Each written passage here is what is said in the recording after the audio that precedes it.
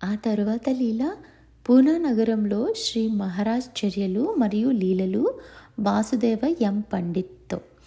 శ్రీ మహారాజ్ శిష్యులు మరియు భక్తులైన ఎందరి గురించో తెలుసుకున్నాము.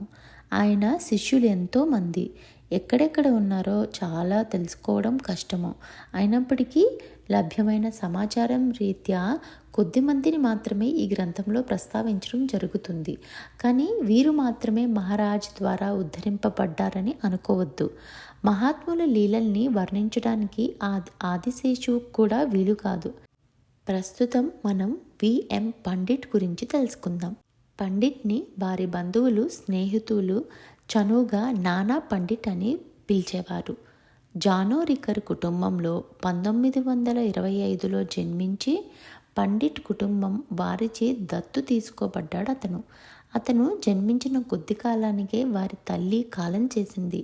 ఆమె మరణ సమయంలో తన కుమారుణ్ణి శ్రీమతి పండిట్ చేతిలో ఉంచి ఆమెతో, శ్రీ విష్ణుమూర్తి నా కోసం గరుడ వాహనాన్ని పంపారు.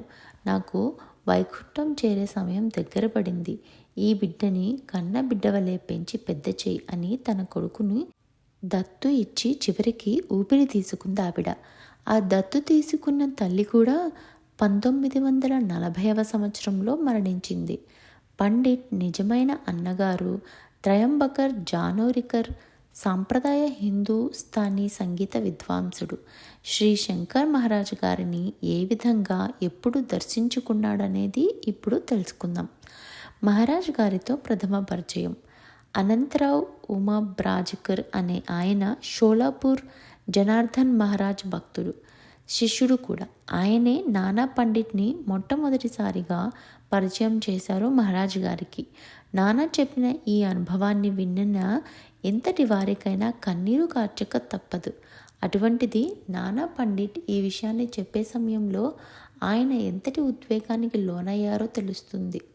ఒకరోజు అనంతరావు ఉమాబ్రాజ్కర్ నానా పండిట్ని మహారాజ్ వద్దకు తీసుకెళ్లారు. అప్పుడు నానా వయస్సు 15 సంవత్సరాలు మాత్రమే. మహారాజ్ మొహందలేవాడ బంగ్లాలో 3వ అంతస్తులో ఉన్నారు. వారు మహారాజ్ ఉన్న మందిరంలో ప్రవేశించినప్పుడు ఆయన చేతిలో బ్రాందీ సీసాతో కూర్చుని ఉన్నారు. ఒక ప్రక్కన కొరడా ఉంది. నానాకు ఏ మాత్రం భయం కలగలేదు. శ్రీ అనంతరావు నానాతో మహారాజ్ పాదాలకు నమస్కరించమని చెప్పారు. నానా ఆ విధంగా చేయగానే మహారాజ్ అతన్ని లేవదీసి తన ఒళ్ళో కూర్చోబెట్టుకుని వెన్ను నిమురుతూ కన్న తల్లి ప్రేమను కురిపించసాగారు. కొద్ది సమయ అనంతరం శ్రీ మహారాజ్ నానాతో ఒక జట్కాని తీసుకుని రమ్మని చెప్పారు. నానా కిందకి వెళ్ళి ఒక జట్కా బండి తీసుకొచ్చాడు. ఆ విషయం చెప్పిన వెంటనే శ్రీ మహారాజ్ తనకి బట్టలు వేసుకోవడానికి సహాయం చేయమన్నారు. అప్పటికే ఆయన దుస్తులు ధరించి ఉండటం వల్ల పై కోటు మాత్రం వేసుకోవడానికి సహాయం చేశాడు నాన్న. అదైన తర్వాత ఇద్దరూ కలిసి కిందకి దిగారు. జట్కాను సమీపించి తన వద్దనున్న కరడాతో ఆ బండివాడిని ఝులిపించారు. ఆ బండివాడు ఆ దెబ్బలు తింటూ నిశ్శబ్దంగా ఉన్నాడు.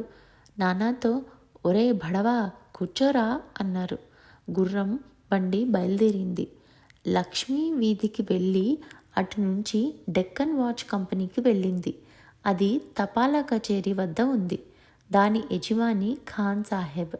మహారాజ్ బండి దిగి అంగడిలోకి వెళ్ళిపోయారు. 15 సంవత్సరాలు నానా వద్ద డబ్బు లేదు.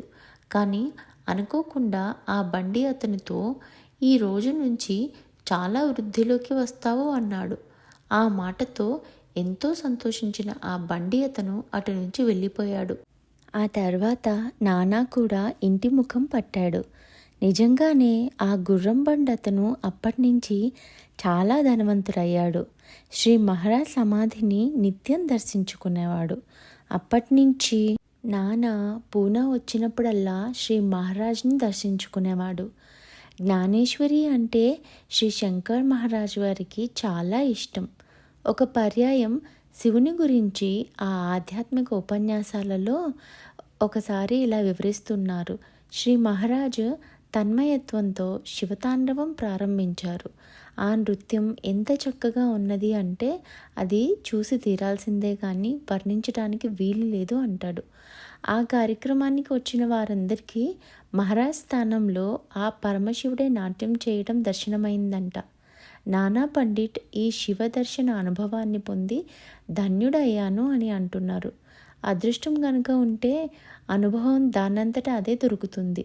గంగా స్నానంతో పాపాలన్నీ పటాపంచులవుతాయట. అదెంత నిజమో తెలియదు కానీ సద్గురువు దర్శనంతో అతని జీవితమే మారిపోయింది. మహారాజ్ని శివునిగా దర్శించుకునే భాగ్యం నానాకు కలిగింది. సద్గురువు సకల దేవతల రూపాలతో దర్శనమిచ్చి తమ భక్తులను అనుగ్రహిస్తారు. వారికి వివిధ దేవతలకు భేదం లేదు. దానికి తార్కాణంగా శ్రీమద్ భగవద్గీతలో శ్రీకృష్ణుడు ఇలా చెప్పారు: శ్రద్ధతో ఏ భక్తుడు ఏ దేవతామూర్తిని ఆరాధింపగోరుతాడో ఆ దేవతలపై శ్రద్ధ భక్తులను మరియు ఆ దేవతల పట్ల వారి ఆరాధనను స్థిరంగా ఉండేటట్లు చేయటం అనేది తానేనని నొక్కి చెప్పాడు శ్రీకృష్ణ పరమాత్మ. ఆ దేవతామూర్తులను శ్రద్ధతో పూజించి తమ అభీష్టాలని పొందుతారు. నిజానికి ఆ దేవతామూర్తుల రూపాల అభీష్టాలు తీర్చినది నేనే అని శ్రీకృష్ణ పరమాత్మ చెప్పడం జరిగింది.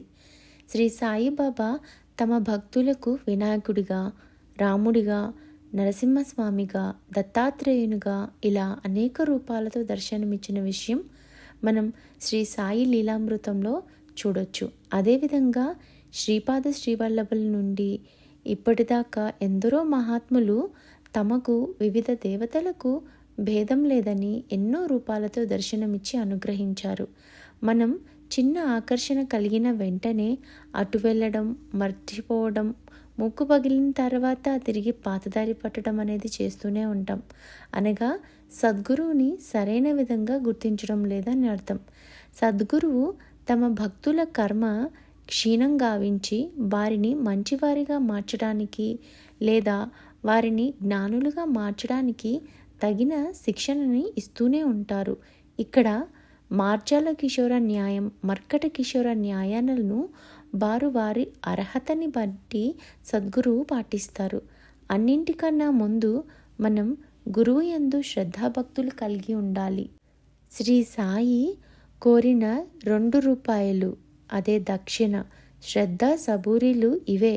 2 రూపాయలని బాబా గుడిలో దక్షిణ వేస్తాం కానీ నిజమైన 2 రూపాయలు అనే శ్రద్ధ, సబూరి నాణ్యాల్ని మాత్రం మనం పొందడం లేదు. ఇవి మనకు అభ్యాసంలోకి రానంతకాలం గురువు యొక్క అనుగ్రహం పొందడం అనేది చాలా కష్టం. నానా పండిట్ పూర్వపుణ్యం వలన అతని అదృష్టం బాగుండి 15 సంవత్సరాల వయసులోనే అతనికి సద్గురుని అనుగ్రహం లభించింది. కన్నతల్లిని పోగొట్టుకున్న అతనికి 15 సంవత్సరాల వయసులో పెంచిన తల్లి కూడా కాలం చేసింది. అతనికి అదే సమయంలో శ్రీ మహారాజ్ దర్శనం అయింది. శ్రీ మహారాజ్ అతనిని తమ వడిలో కూర్చోబెట్టుకుని అతనికి కోల్పోయిన తల్లి ప్రేమని అందించారు. ఆ తరువాత అతనికి శివతాండవాన్ని దర్శించే వరం ప్రసాదించి అనుగ్రహించారు. రావు సాహెబ్ నానాని వశ్య అని ప్రేమతో పిలిచి తమ కొడుకు కన్నా ఎక్కువగా చూసుకునేవారు.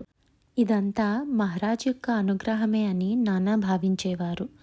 నానా పండిట్ అనుభవాలన్నీ శ్రీ మహారాజ్ సమాధి చెందిన తరువాత జరిగినవే. ఈ సంఘటనలో శ్రీ మహారాజ్ అనేక రూపాలతో మరెందరో వ్యక్తుల ద్వారా నానాని కలుసుకొని అనేక అనుభవాల్ని ప్రసాదించారు. వాటిలో కొన్నింటిని మాత్రమే ఇక్కడ ప్రస్తావించడం జరిగింది. శ్రీ మహారాజ్ 1947వ సంవత్సరంలో సమాధి చెందారు. ఆయన సమాధి పొందిన 15 నెలలకు అనగా జూలై 21, 1948 సరిగ్గా గురు పౌర్ణమి మరుసటి రోజున నానా తండ్రి స్వర్గస్థులయ్యారు. ఆ దుఃఖ సమయంలో యోగి దయానందనాథ్ రూపంలో మహారాజ్ వచ్చి నానాని ఓదార్చారు. మరొకసారి నానా కుటుంబ సమస్యలతో సతమతమవుతున్న సందర్భంలో మామా దేక్నే కుమారుడు శంభు రూపంలో వచ్చి ఓదార్చి ఆ సమస్యలను పరిష్కరించారు. అదే సందర్భంలో అతనికి మంత్రోపదేశం ఇవ్వడం విశేషం. సద్గురువు మనల్ని కూర్చోబెట్టుకుని మంత్రోపదేశం ఇవ్వాలనే నిబంధన ఏమీ లేదు. వారు ఏ సందర్భంలోనైనా ఏ రూపంలోనైనా లేకపోతే మనస్సులోనైనా సరే మనకు మంత్రోపదేశం ఇవ్వచ్చు. కానీ దానిని తెలుసుకునే విచక్షణ మనం కలిగి ఉండాలి. క్షుద్ర మంత్ర ప్రయోగం నుండి రక్షించారు ఒకసారి మహారాజ్. ఆ సంఘటన చూద్దాం. పై సంఘటన జరిగిన తర్వాత 10 సంవత్సరాలకి శ్రీ మహారాజ్ నానా మరియు అతని కుటుంబాన్ని క్షుద్ర ప్రయోగం నుండి అతని వదిన రూపంలో రక్షించిన సంఘటన ఇప్పుడు మనం చూద్దాము. ఫిబ్రవరి 21, 1958 సంవత్సరం నానా యొక్క కుమారుడి ఉపనయనం జరుగుతుంది.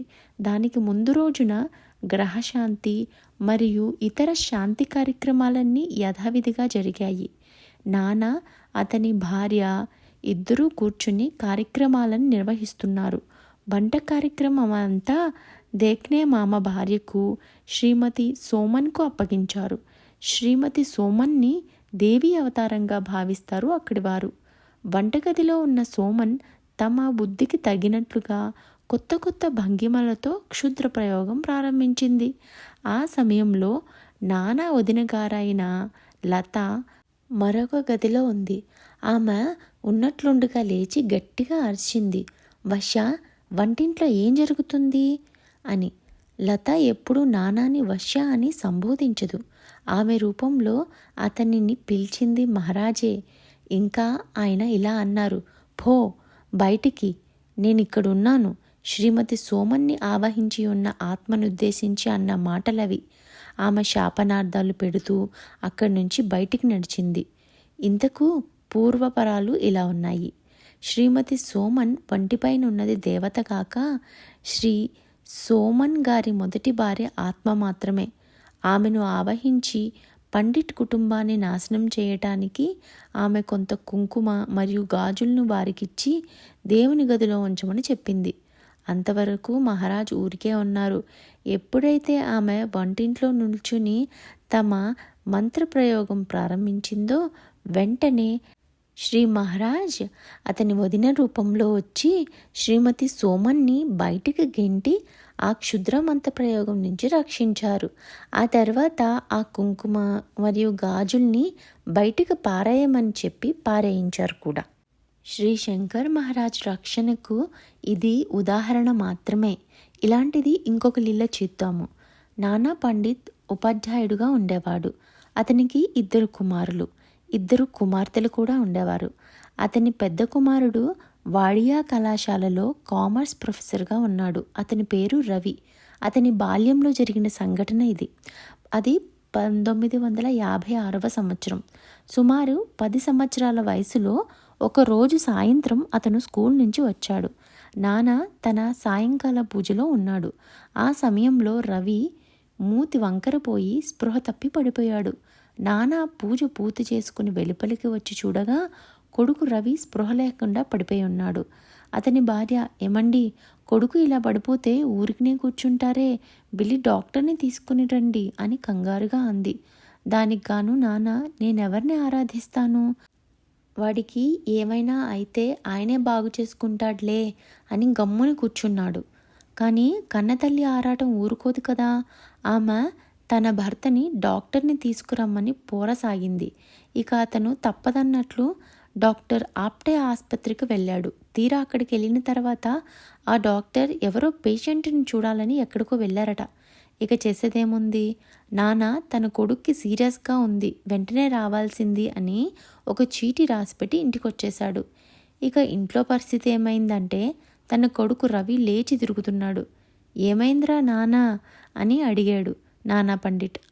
అప్పుడు రవి అతను స్పృహ లేకుండా ఉన్న సమయంలో శ్రీ మహారాజ్ వచ్చి, ఒరే బడవా, ఎక్కడికి వెళ్తావు, నేను ఇక్కడే ఉన్నాను, రా వెనక్కి అన్నారు. మరో లోక ప్రయాణం మానుకొని రవి శరీరంలోకి ఆ ఆత్మ ప్రవేశించి తన జీవనయాత్ర తిరిగి ప్రారంభించింది. తల్లిదండ్రుల ఆనందానికి అవధులు లేవు. చనిపోయిన కుమారుణ్ణి ఆ విధంగా రక్షించి బ్రతికించారు మహారాజ్ అని చెప్తారు నానా పండిట్. అదేవిధంగా మరొక లీల, నానా పండిట్ భార్య అనారోగ్యాన్ని బాగు చేసిన విషయం. అది 1972 సంవత్సరం. శ్రీ మహారాజ్ డాక్టర్ దినేష్ కుల్కర్ని శరీరాన్ని తమ సాధనంగా చేసుకున్నారు. నానా భార్యకు గర్భసంచి తీసే శస్త్రచికిత్స జరగాల్సి ఉంది. ఆ ఆపరేషన్ జరిగే సమయంలో డాక్టర్ డీకే నాసిక్లో ఉన్నారు. పూనా నుండి సుమారు 250 కిలోమీటర్ల దూరంలో ఉన్న నాసిక్లో అక్కడ ఉన్న డాక్టర్ పూర్తిగా ఒక దుప్పటితో ముసుగు చేసుకుని పడుకున్నాడు. పూనాలో ఆపరేషన్ పూర్తయిన వెంటనే ఇక్కడ ఉన్న ఈయన, అమ్మయ్య, నాకిప్పుడు తీరిక దొరికింది, ఆపరేషన్ విజయవంతమైంది అన్నారు. అనగా బాహ్యంగా ఆపరేషన్ జరగలేదు, లోపలే జరిగింది. ఇదే లీల. 13/9/1979 ఆ రోజు నానా భార్య ఉబ్బస వ్యాధితో బాధపడుతున్న ఆమెను పూనాలోని కేఈఎం ఆసుపత్రిలో చేర్పించారు. అక్కడ సౌకర్యాలు సరిగ్గా లేనందువల్ల అదే రోజున ఆమెను మరో ప్రైవేట్ ఆసుపత్రికి మార్చాడు నాన్న. ఆమెను మరుసటి దినాన విడుదల చేయాల్సి ఉంది.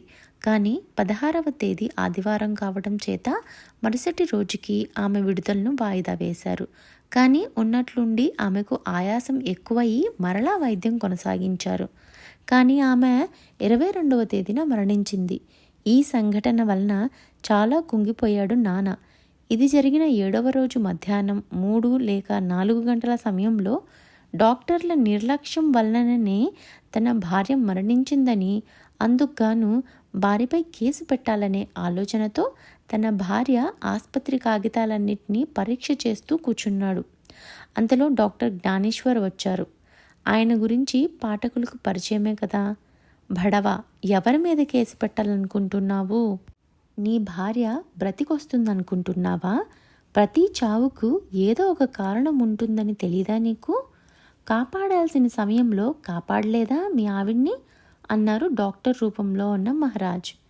నిజానికి డాక్టర్ జ్ఞానేశ్వర్ ఆ సమయంలో నానా పండిట్ ఇంటికి 12 కిలోమీటర్ల దూరంలో ఉన్న ఆయన కుమారుడి యొక్క ఇంట్లో ఉన్నారు. ఆయన చుట్టూ ఆయన శిష్యులు కూర్చుని ఉండగా ఆయన వారితో ఏదో మాట్లాడుతూ ఉన్నారు. ఆయనకు నానా ఇంట్లో జరిగిన విషయం తెలీదు. మహారాజు డాక్టర్ రూపం ధరించి చేసిన లీల ఇది. ఆ సమయంలో డాక్టర్ వయసు 79 సంవత్సరాలు. వార్తక్ మరియు పాలంకీర్ మహారాజ్ని కారులో నానా ఇంటికి తీసుకుని వెళ్ళారు. చాలాసేపు అనేక విధాలుగా ఓదార్చుతూ, కోపగిస్తూ దుఃఖోపశమనం కలిగించారు. నీ ఆధ్యాత్మిక మార్గం ఏమైంది? ఇతరులకు చెప్పడం చాలా సులభం. మన విషయానికొస్తే మాత్రం ఆ పరిస్థితిని తట్టుకోవద్దా? వైరాగ్యం అంటే ఏమిటనేది ఎప్పుడు అర్థమవుతుంది నీకు? అయితే ఈ సంఘటన తర్వాత ఆ విషయమై నానా ఊరట చెందాడు. వారి సంబోధన పద్ధతి, బోధించిన తీరును బట్టి వారు శంకర మహారాజేనని తర్వాత అర్థమైంది. ఈ సంఘటనల వలన మహారాజ్ సమాధి చెందిన తర్వాత కూడా తమ భక్తుల్ని కాపాడుతూనే ఉంటారు అనే విషయం మరింత స్పష్టమవుతుంది కదా మనకి. ఆ రోజు నాన్న తమ కుమార్తెల వివాహ విషయం మహారాజ్తో ప్రస్తావించగా ఆయనే, నీవెవరు పెండ్లి చేయడానికి? వారిని కనే వరకే నీకు బాధ్యత అన్నారు. కొంతకాలానికి వారిరువురు కుమార్తెలకు మంచి సంబంధాలతో పెళ్లిళ్ళు జరిగి సుఖంగా ఉన్నారు. అదేవిధంగా నానా పండిట్ యొక్క సోదరుని అనుభవం విందాము.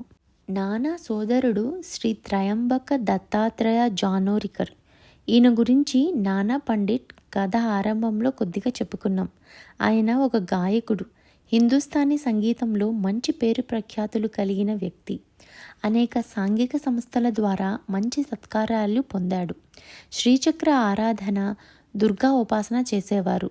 గులవని మహారాజ్ ద్వారా మంత్రోపదేశం పొంది వారిచే కుండలిని జాగృతం కావింపబడింది ఆయనకి.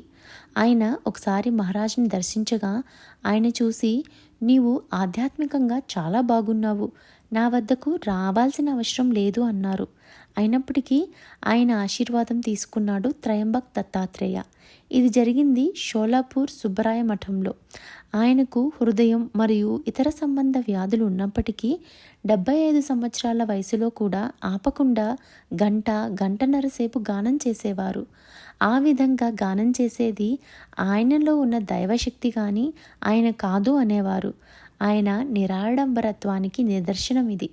మహారాజ్ సమాధి చెందిన తర్వాత ఒకసారి జానోరికర్ మహారాజ్ సమాధిని దర్శించుకున్నారు. ఆ రోజు నిద్రలో ఒక అపూర్వ దర్శన అనుభవం పొందారు ఆయన. 1000 క్యాండిల్స్ బల్బుల కాంతితో పాటు ఒక ప్రేలుడ్ శబ్దము అతని శరీరంలో ప్రవేశించడాన్ని ఆయన అనుభవించారు. ఇది మహారాజ్ ఆశీర్వాదమే. ఆ తర్వాత యోగి దయానంద్ రాండే వారి యొక్క అనుభవాల్ని విందాము. యోగి దయానంద్ నాథ్ రాండే లేదా బాపు నారాయణ్ రాండే అనే ఆయన రావు సాహెబ్ మొహందలే వాడాల్లో ఉండేవారని మనం తెలుసుకున్నాము.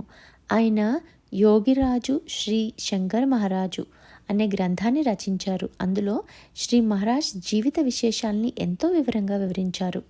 అందులో కొన్ని అనుభూతులు ఇవి. బాపుకి 12 సంవత్సరాల వయసు ఉన్నప్పుడు నాథ్ సాంప్రదాయానికి చెందిన గురు యోగి హరినాథ్ మంత్రోపదేశం ఇచ్చారు. యోగి హరినాథ్ రస్తాపేటలో ఒక గుడిసెలో నివసించేవారు. ఆయన వ్యాధిగ్రస్తులకు మూలికా వైద్యం చేసి నయం చేసేవారు. నాథ సాంప్రదాయంలో ఇది సర్వసాధారణం. జ్ఞానేశ్వర్ సాంప్రదాయంలోని వారి వరుస క్రమంలో హరినాథ్ 12వ నాథస్వామి. కాకా ఉప్లేకర్ మొదలగు యోగుల జీవిత చరిత్రలని ఈయన వ్రాశారు. ఆయన పూనాలో నివసించేవారు. ఆధ్యాత్మికమైన ఎన్నో గ్రంథాలు కూడా ఆయన రచించారు. ఆయన తన 70వ సంవత్సరంలో శ్రీ మహారాజ్ని కలిసినప్పుడు చాలా అనుభవాలు పొందారు. అందులో ఇలా ఉన్నాయి. బాపు మొట్టమొదటి కలయిక. బాపు గారి కుటుంబం ఆధ్యాత్మికంగా చాలా ఉన్నతమైన విలువలు కలిగి ఎంతో సాంప్రదాయకంగా ఉండేది. బాపు గారి తండ్రి మరణించిన తరువాత నాసిక్ నుండి పూనాకు వచ్చి రావు సాహెబ్ గారి బంగ్లాకు కొద్ది దూరంలో నివసించేవారు.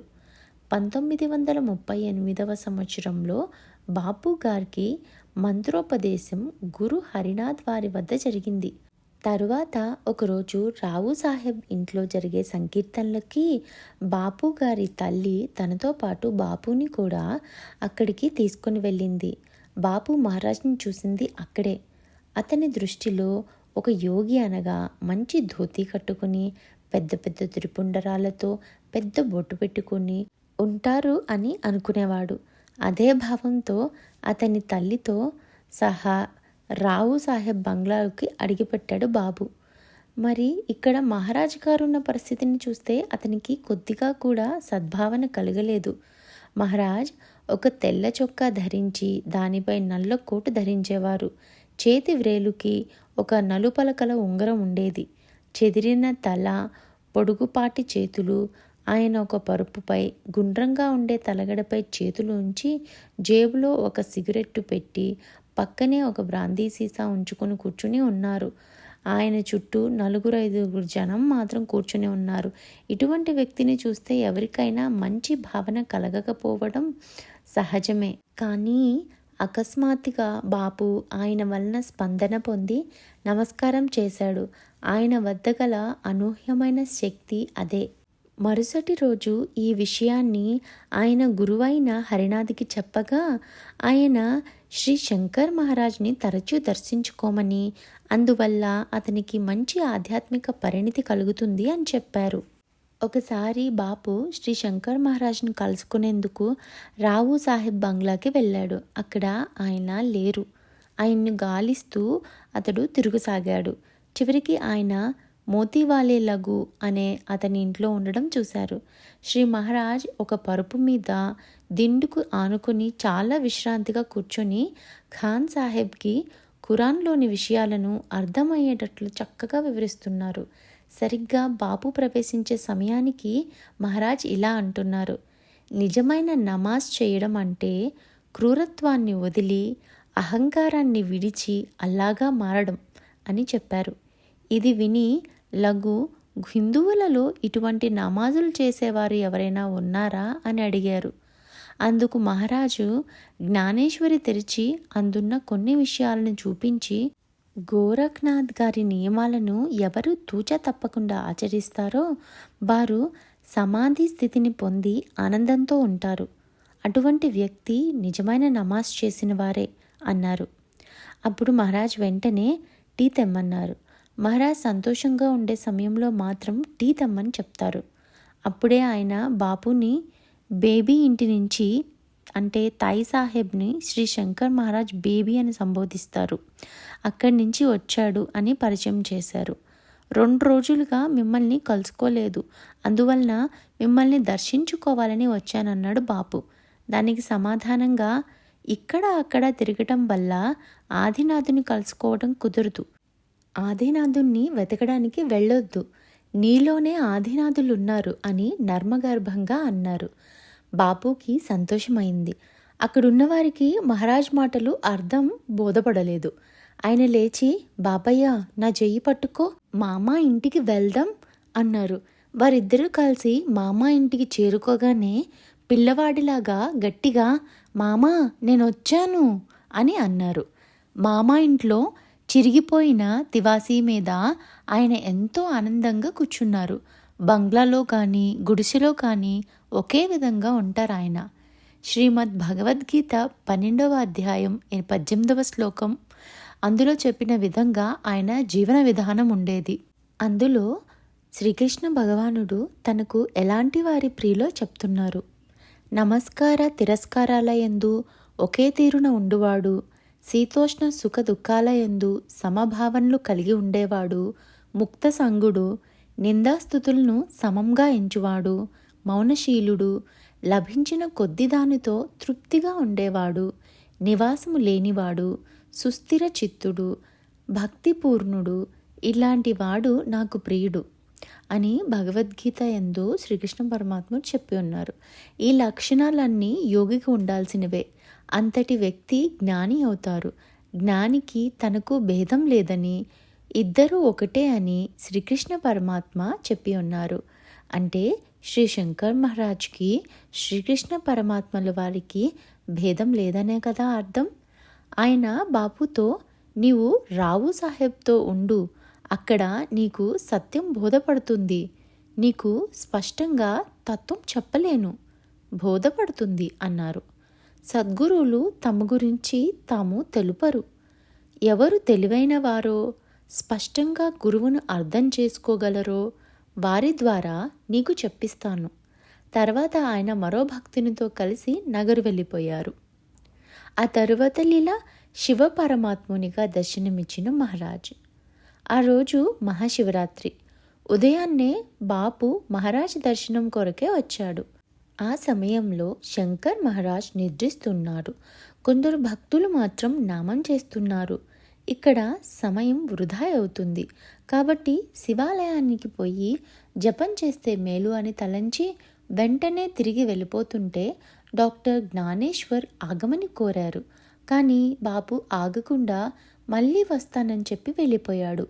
అతనికి చిన్న వయసులోనే మంత్రోపదేశం లభించిందని చాలా గర్వం ఉంది. అంటే సహజంగానే మంత్రజపం చేసేవారికి నామ సంకీర్తనలపై ఏహ్యభావం ఉంటుంది. యోగా అభ్యాసం చేసేవారికి పూజలు యజ్ఞ యాగాది క్రతువులు నచ్చవు. కర్మ భక్తి జ్ఞాన మార్గాలన్నింటి ఫలము భగవత్ ప్రాప్తియే.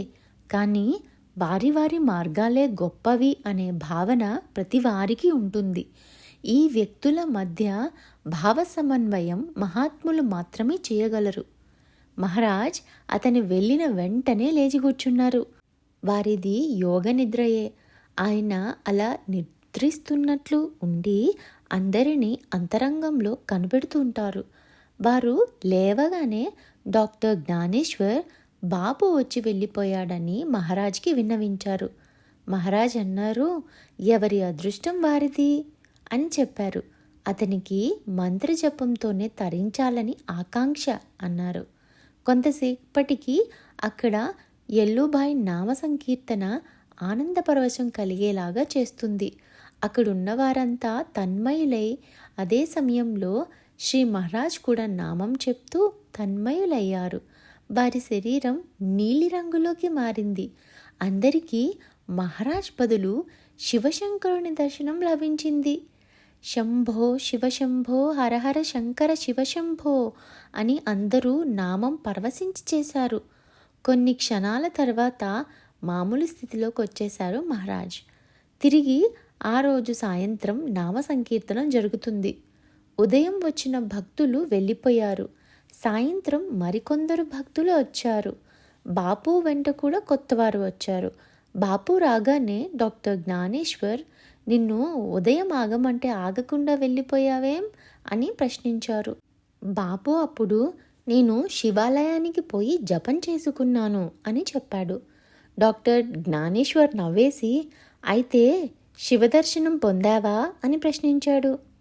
బాపు ఆశ్చర్యకరంగా, శివాలయానికి అలవాటుగా వెళ్తాం కానీ అందుకే శివదర్శనం అవుతుందా అని అన్నారు.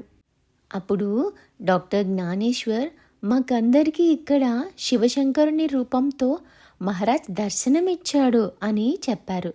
ఆ మాట వినగానే బాపు తానెంత తప్పు చేశాడో, ఎంత అవివేకంగా ఆలోచించాడో తెలిసొచ్చింది. గురువే శివుడు, శివుడే గురువని గురుగీతలో నొక్కి వక్కాణించి ఉంది.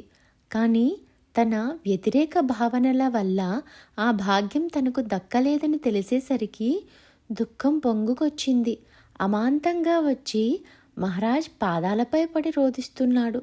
అప్పుడు మహారాజ్, బాపు, ఈరోజు మహాశివరాత్రి, గుడి ఒక్కసారే తెరుస్తారు, ఒక్కసారి మాత్రమే అన్నారు. బాపు ఎక్కిళ్ళు పెడుతున్నాడు. క్షమించమని మనసులోనే అనుకుంటున్నాడు. గొంతు పూడుకుపోయి మాట పెగల్లేదు. మహారాజ్ అతని వెన్ను మీద చేత్తో రాస్తూ ఉన్నారు. అమాంతంగా అతనికి మహారాజ్ శివశంకరునిగా దర్శనమిచ్చారు. ఏడ్చే కళ్ళే ఆనందించాయి అనేదానికి నిదర్శనంగా ఆ కన్నీరే ఆనంద బాష్పాలుగా మారి జలజల రాలాయి. నా జన్మానికి ఇదే శివరాత్రి అన్నాడు. జై జై శంకర్, జై శివశంకర్ అని నామం పరవశించి పలికాడు. అందరూ నామాన్ని అందుకున్నారు. ఇంతటితో 6వ అధ్యాయం సమాప్తం.